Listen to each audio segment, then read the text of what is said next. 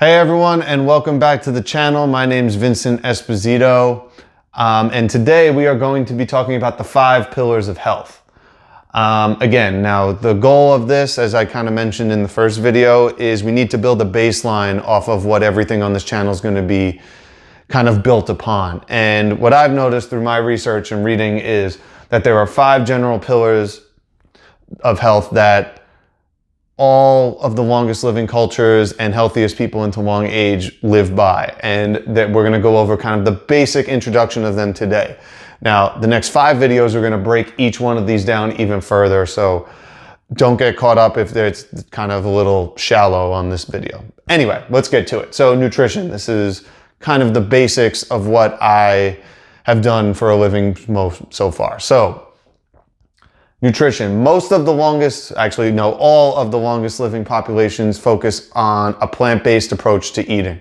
So a lot of different vegetables, a lot of different green vegetables, a lot of different legumes, beans are a huge part. Healthy fats are a big thing. Interestingly, not a lot of animal consumption, although there is in most of these cultures, they're just very infrequent. So at most they might have a meat dish on a weekend or a Sunday dinner or something like that at most. And it could be as infrequent as once a month or even on just holidays where certain dishes are served. So really important to take a plant-based approach. We're going to break that down a lot further in the next video, so don't worry about it moving forward. Stress is a huge one. I grew up in New York City. I still live in New York City. I am surrounded by stress every single day. I deal with it. It's very hard to eliminate stress completely from your life. And to be honest, we need it to a certain extent. Now, the problem with stress is when there's too much of it, we begin to have trouble coping with it, and it leads to negative health outcomes going forward. So developing strategies to manage stress going forward is going to be huge. Now, it could be as simple as just taking 5 to 10 minutes each day to yourself for simple meditation. It could be just taking for a walk. It could be getting away for the weekend.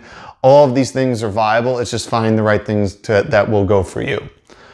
Third on this list is sleep. Now, I'm not going to be the first person here to tell you that you should be sleeping out somewhere between 7 and 9 hours per night, but this is actually really important because it's related to stress in a lot of ways. So the release of cortisol, which is the main stress hormone, and we'll get into that over those next few videos, is regulated through sleep, and being consistent with sleep and wake times is really important.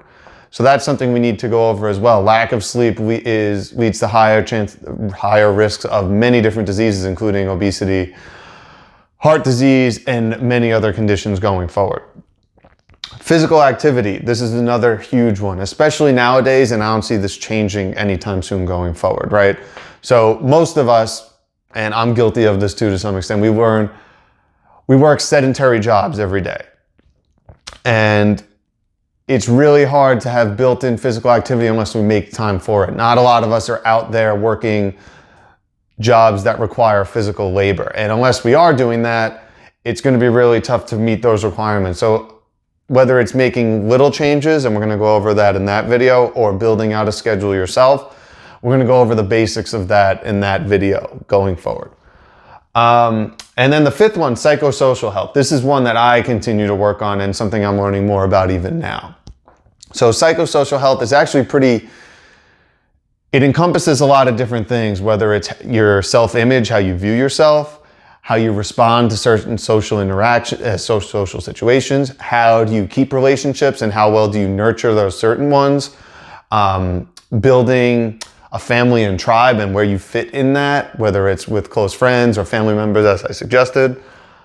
And overall, just not necessarily religion, but spirituality and finding purpose in life.